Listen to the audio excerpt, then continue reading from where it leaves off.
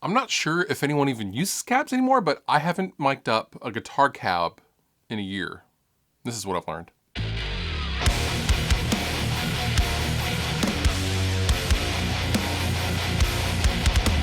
So if you're a guitar player and you're in any kind of content or recording situation, chances are you would, in an ideal situation, of course, you would love to have a wall of super primo high gain guitar amplifiers or amplifiers in general.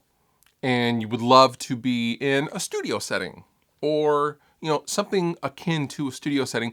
And you would love to have a speaker cabinet in another room, mic'd up, going through some expensive preamps and getting all that sonic goodness, right? Money be damned, that's what all of us would love to use in a perfect world. And that is usually pretty far from what our reality actually is. Now, I have been on kind of a loose quest to really get to the heart of what makes a guitar tone as far as depth and realism and movement when you listen back, whether it's in a mix or an isolated guitar part, and whether that is on an actual record or something like a YouTube demo. And I have gone both ways on this channel. For a long, long time in my house, I had a Mesa Boogie 212. I had an orange 212, predominantly 212s just due to space, but I usually had a 212 cabinet with a bevy of microphones. I had the Dynamount, the robotic microphone arm. At one point I had two of them, and I would have a condenser and an SM57, and I would change them out depending on what I was feeling for that video. And it was a lot of fun. However, it was really, really time consuming if something didn't hit tonally with the setup that I already had going, right? So if I got in some, guitar that I needed a demo or an amplifier that necessitated a demo, and if it didn't sound good with that speaker cabinet or that microphone combination, well, then suddenly I'm burning 3 or 4 hours playing with microphones and mic positions and things like that, which is cool, but it's also really time consuming. So the very last time I mic'd up something for this channel, I believe, is pretty much exactly 1 year ago for the Mesa Boogie Mark 7 video. And that was a lot of fun, and I used a Mesa Boogie 212 and a single Shure SM7B, and it sounded great. And ever since that video, I've predominantly used real amps right there, and speaker impulses of some form along with a load box. And I've used pretty much all of them. Some of my favorites include the Mesa Boogie Cab Clone IR Plus, and this thing is what I've used most of the time. I've used this thing on so many things. The Universal Audio aux box, amp top box. And this thing is lovely, although it has its caveats, which we'll get to in just a second. However, I've come to some conclusions regarding tone, load box, impulses, real amps versus everything else. Now, at this point, you're probably thinking, Fluff, just use a plugin. Just use a Neural DSP Nolly or Gojira or your Fractal Axe Effects, which is, right here. I could, but I like real amps. I like the depth that they offer. I like the saturation flavors. I like real amps. I don't necessarily love real guitar cabs, although I will fully admit nothing beats moving air. Nothing beats moving air.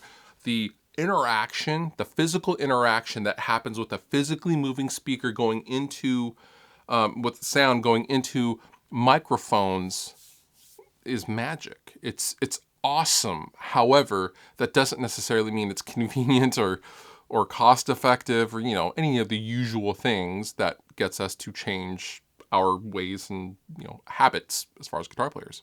So when using real amps, this is the conclusion that I've come to. Within a mix, if I'm mixing a record or reamping a record, the audience doesn't really know that I'm not using a real cab. Or the band, let's say as a, mixing as an example, the band doesn't really care if I'm using a cab, or they don't care what I'm using if I'm reamping tracks. However, I always get more comments if I'm using a plug-in, and we're talking like high gain guitar stuff, versus a real amp. And obviously that is subjective, and obviously that depends on the band. However, with the load box and attenuators being what they are today, you can get away with a lot, and you can get real close to an actual microphone and guitar cabinet. Impulses have come a long way.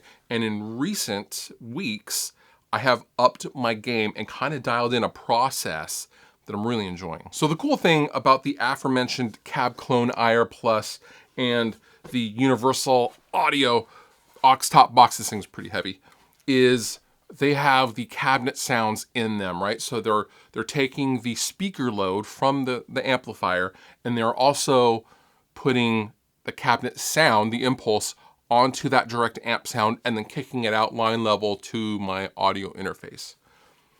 The problem with a lot of the attenuators and the load boxes is their specific impedance curve, their EQ curve of the thing they're trying to model.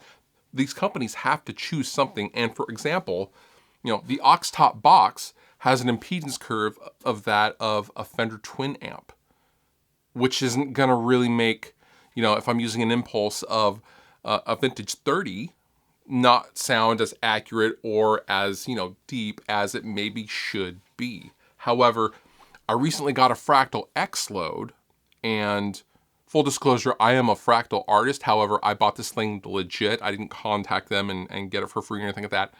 I just went onto the website and bought it. I got a Fractal X load, and it has an impedance curve of a vintage 30, a selectable impedance curve, but it has the impedance curve of a vintage 30, which is great for me because I'm using predominantly, mixed with other stuff, vintage 30s and greenbacks and creamback impulses from my Fractal. My Fractal Axe-Fx 3 has the new Dynacab stuff in it where I can physically just move the mic around, and I no longer have to scroll through a bunch of different speaker impulses. And it's been wonderful. I love it. Now with some repetition and some fine tuning, I really feel like sonically the sound that comes through the speakers is as good as any sound that I could get with an actual speaker cab and microphones. Now, is it better than that? Better than a physical microphone and speaker cab? No. Is it as good, or is it within the 5% that it needs to be for the listener to go, that sounds like a great guitar tone? Yes.